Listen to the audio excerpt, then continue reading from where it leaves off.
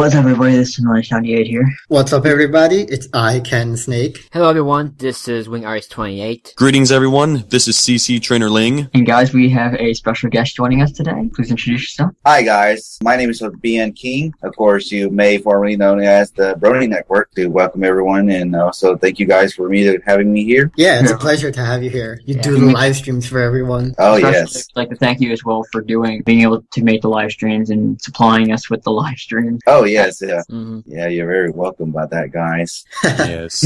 Yes, thank you for doing things that we don't want to do. Yeah. Oh, yeah. Yes, It's a pleasure. Alright, guys, so let's go right into the plot. So the plot here is that when Sue is honored with the award of Best Athlete in Downtown City, she must give a speech in front of the school, and turns out that she has a fear of public speaking. And so Blythe and her friends try to help her overcome her fears. And the subplot is that the pets meet a new skunk named Mitzi, voiced by Ashley Ball, who makes smells that can make everyone happy, and the pets start abusing it, and Pepper starts to become jealous. Alright, first positive, Sue. The reason why Sue is first positive is because this is the first episode she's been in that is actually where she's the main focus, basically. And I really love that we finally got some character development. We learned more about her. You know, she's not just that one character that's just off on the sideline. Yeah, go Blythe. You know, she's here. She's doing stuff. Mm-hmm. She overcomes her fear, obviously, at the end. I'd like to say that Sue got major character development in this episode. Because in this episode, we learned that she has stage fright, and she's also really cute when her voice got all squeaky when she recited her speech to her friends. So that's a really great positive. Yeah, I couldn't agree more with Sue in that sense because, well, particularly like it addresses the fact that she has like public speaking fear, which I guess it was known to be like from stories as the number one most fear thing that some people actually like couldn't handle with public speaking. So it does show some of the relatability up to those who have some like concerns about making a speech, whether they accept the award or they're trying to like persuade something when it comes to speech. In a sense. If I may add on to the whole talk about characters, it's really not just Sue that was good in this episode. I think all her human friends were really helpful with her. I mean, you actually would expect that these friends would laugh at her. No. They're actually there willing to help. That's what I really like about these kids. They're not so quick to judge. Well, Jasper laughed at her. No one cares about Jasper. I'd also like to add to the characters. The other main focus of this episode was the new guest pet, Mitzi. She's a really cute Southern Belle character, and she has a nice, sweet, cute, adorable accent in her voice. And she's voiced by Ashley Ball. And Ashley also does another Southern character in a different show, Applejack. Well, how convenient. Yes. Of course. Yeah, particularly for like Mitzi. At first I thought that she's gonna be like the stereotypical like, oh, I'm better than the main character. Like I guess it's like sort of the brat like snobby or the character like over the main character scenario, but over here she actually like lets out her concerns about why she's getting much advantage over from the main pets of wanting her to like to give out sense to them too much that she just wanted to like help Pepper like see like what is her real like her inner self or as a skunk so that she won't have to bother like doing those advantage tasks to give him sense. And let me just say, this is what I've been noticing, especially from this episode. Danny is really starting to bring out those ballads. Oh, yeah. Like, this is the second big song they've had in a while. Well, not in a while, but since the last song episode, which was Pet Sounds. And so, this is pretty interesting. Like, we get one ballad, and then we get a second ballad, and they're both fantastic. The other thing, too, is that it just goes to show, what else can I say about Ashley's voice? Ashley's voice, even with the Southern accent, is still amazing. I would love to see Ashley and Kylie do some sort of like collaboration or something. That would be incredible. It might add to something about the song. This was actually the writer of this episode, Tom Minton, actually provided the lyrics with Daniel for the song about Mitzi trying to like say her concern. And also, since I'm mentioning about Tom Minton, is that this is actually like his last writing credit in his animation writing career. Perhaps most of you know him as the head model for Brain and Piggy and the Brain. I mean, he was involved like in the 90s with all those like famous like 90s anime classics, including Animaniacs, Tiny Toons, Piggy and the Brain, and some of the Looney Tunes shows. So which means he's retiring like after 37 years, and he won't be writing for the fourth short season. I think like same goes to all the fans like who were like fans of Animaniacs and all the past like shows they grew up with, that they may have no time mentioned that he will be missed by other fans too. So getting back on topic, I also love the song so much. It's a mix between country and ballad, I would say. Yeah. And it's so touching. It gives me a lot of feels, and it's sung so beautifully. This is Pepper's first song since season 1, and she's joined with Mitzi, who's played by Ashley Ball, which makes it so much better. And they could both do such amazing Southern accents. Yeah, they have a really good mix. B and King, you got anything else to say? I do enjoy just the song, though. Yeah, the song, nice feeling touch to it. I mean, I could say the mix between Mitzi and Pepper. Well, for me, I think I see these two as somewhat siblings. Maybe secret sisters, maybe. Oh, yeah. Kind of like the other film that had dealt with siblings. Yeah, you know what I mean. They're positives. The references. The one with the boys could be rather debatable. I know Snake said it might have been like a reference to the Beach Boys, I don't know. But I like the idea that they had like Russell burying himself like a muscled guy, and then Snow follows him, and that's what he actually looks like as a human.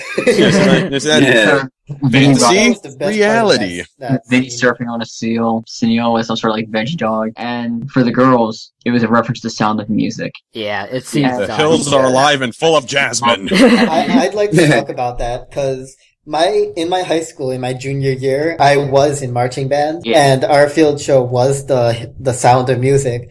I did not realize this was a reference to Sound of Music.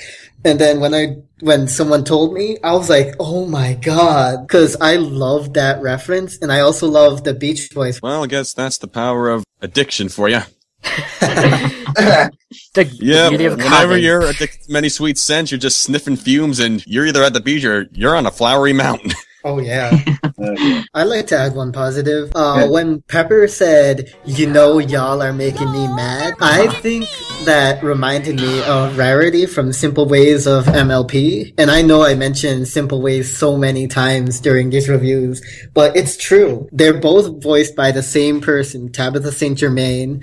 And Tabitha has the same Southern accent she uses for different characters. And I love it so much. Alright, so, negative, it's kind of a nitpick, and this kind of has to do with the 5 pets. Or 6, I think. Yeah, 6. They were basically just abusing the fact that she can make the different scents and make them happy and stuff, and they were just constantly using her just for that, taking into consideration what she wanted or what she wanted to do or anything like that. I know it was just part of the addiction, that they were addicted to the scents and everything. I think that could have gone a little bit better. Yeah, because any normal person can be fine, and then like the moment they start, sniffing the fumes, so to speak, then they don't start acting like they normally should. Yeah. Yeah, I mean, like when they're actually like, with the scent, like you said, they're acting like jerks, and they just and they pretty much like sort of like made them look to one side like throughout the episode, like, but eventually like they realize their mistakes after like out of the part where Mitzi actually finally grabs her inner skunk self with that merit. Like, I still felt maybe that could have been dealt with a little earlier, but then again, it's just the fact that they're just abusing her powers. One negative I'd like to add, it's kind of minor, not really, but I don't like how much Jasper gets used as a punching bag for his group of friends. Oh yeah. Because when Jasper forced Sue into the classroom and wouldn't let go of her arm, Sue just pulled him right out of her arm and out of Jasper's grasp and made him fall on the ground, and no one thought anything of it. They didn't react to him falling, and they also got mad at him when he made harmless jokes. I guess it's a nitpick for me. The fact is that in Sue's stuff, like, while there are other ways to cope with public speaking fear, I thought the treadmill trick felt a bit far-fetched. Like, we may not know if this can happen in real life. Like, running to feel confident, like, on the treadmill. Well, I don't know, maybe running around, it would be like a grand entrance to get a boost up, but I don't know, it's like, you keep on doing that, you could fall off or you feel tired, unless you're running a marathon. But yeah, then again, it's a cartoon, so like the old saying is, don't question Cardo season. Yeah, not question logic, but just question the common sense of just getting a handheld mic and just running around the auditorium. I think that'd be a lot more enthusiastic for someone like Sue, who's always running around the field. Why not just run around the auditorium? I agree with Nick, is that you should never question. Well, I will, so there. And also even question why this pig guy, like, somehow may have gone to a spell while he's like riding on a red biplane during the fascist Italy aspect. Yeah, that goes for Miyazaki there. King, you have anything else to add to these negatives? Pretty much, I think you guys already said what I was going to say, but I guess my own one, maybe minor one, but that's just me being said, is this episode doesn't have enough biscuits. You can never have enough biscuits. Yes, you can never have enough biscuits. Score. Don't worry, they'll return in the season finale if possible. Yeah. It's usually how it is. Yes, season finale. What's the secret to Elvis' success like? So, for me, overall, this was a fantastic episode. And I'm not only saying this because this is Tom Minn's last episode. I honestly love almost every single one of Tom Minn's episodes, if not all. This was very well written. I like the idea that he was going for on both plots. The new character, Missy, was great. We got plenty of character development for Sue. The pets were awesome because, when aren't they? Pepper was pretty funny. Yeah, she was jealous at first, but then she got better and better. And Blythe and her friends were really good. He stopped picking on Jasper. And I'm going to have to give this episode 10 out of 10 for me. When the synopsis for this episode was revealed, I was completely sure this was going to be Sweet Pepper 2.0, but man, was I wrong. This episode was so amazing, and I love it so much. The pets make Mitzi's scents and aromas sound like it's really addicting to smell and they want more of it. For my rating, I think I would give it a perfect 10 out of 10. This episode was amazing. Well, for me, this is a pretty solid episode. It's nice seeing that Mitzi has something to address of her situation, rather than going with the cliche that the one with the best element is not in depth and makes the main character jealous. As well as a song that sounds so beautiful. Sue's role wasn't that bad, even though she'll probably remain a bit bland in the rest of the series, but I don't know, that's just me, or some.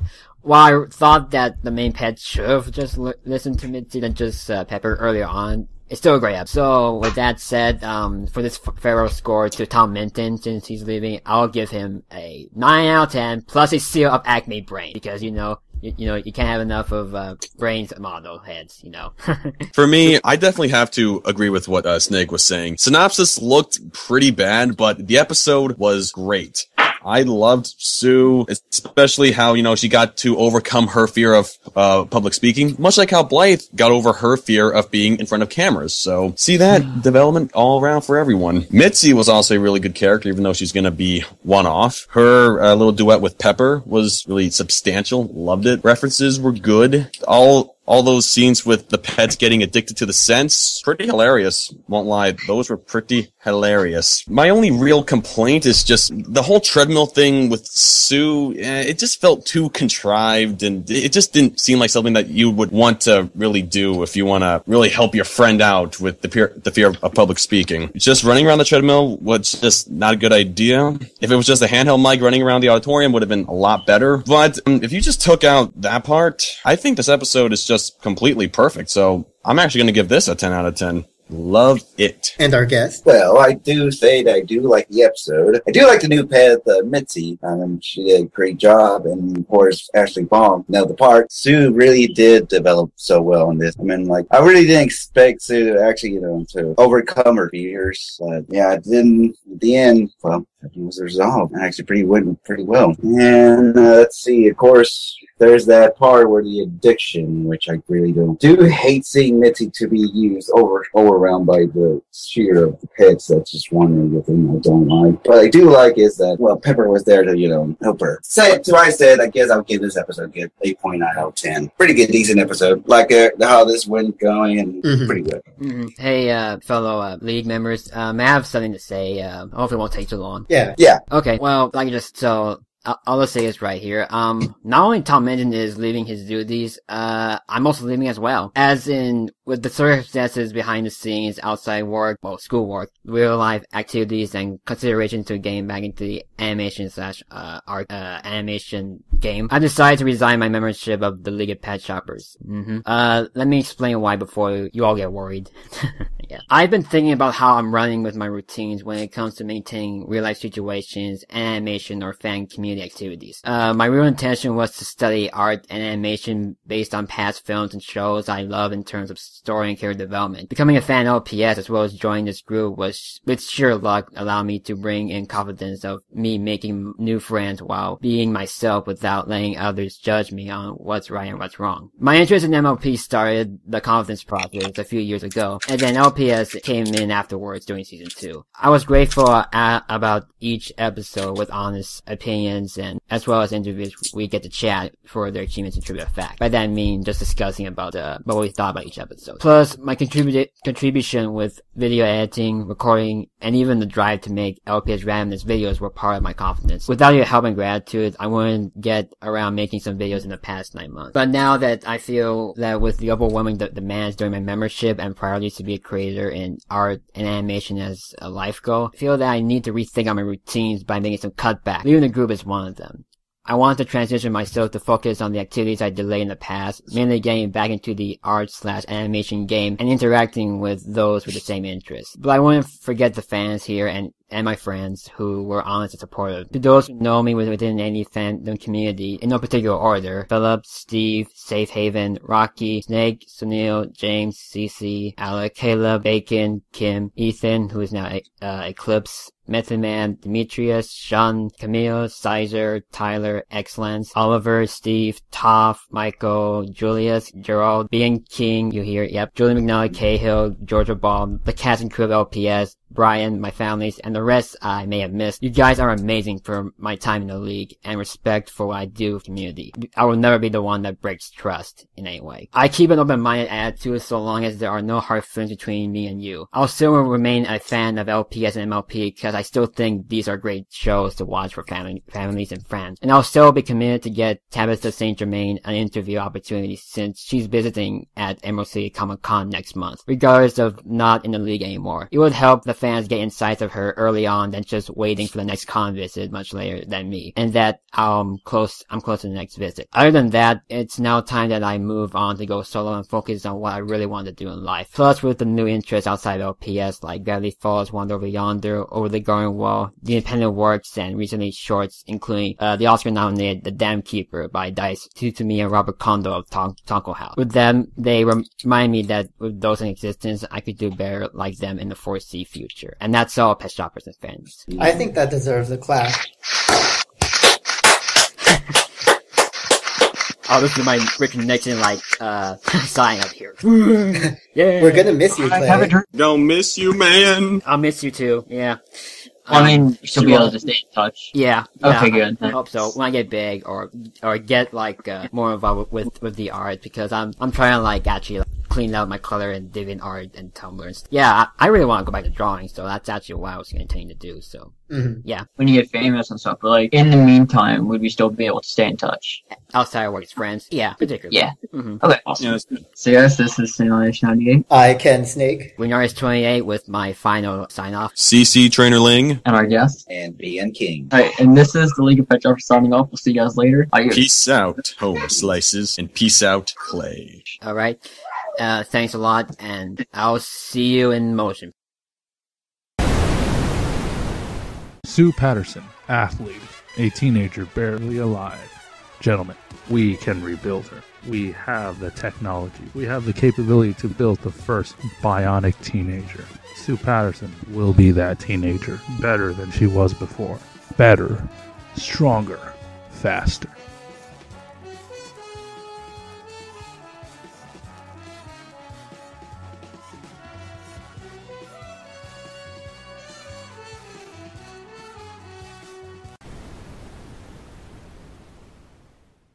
Hello, Pet Shoppers, and if you got that reference, I love you.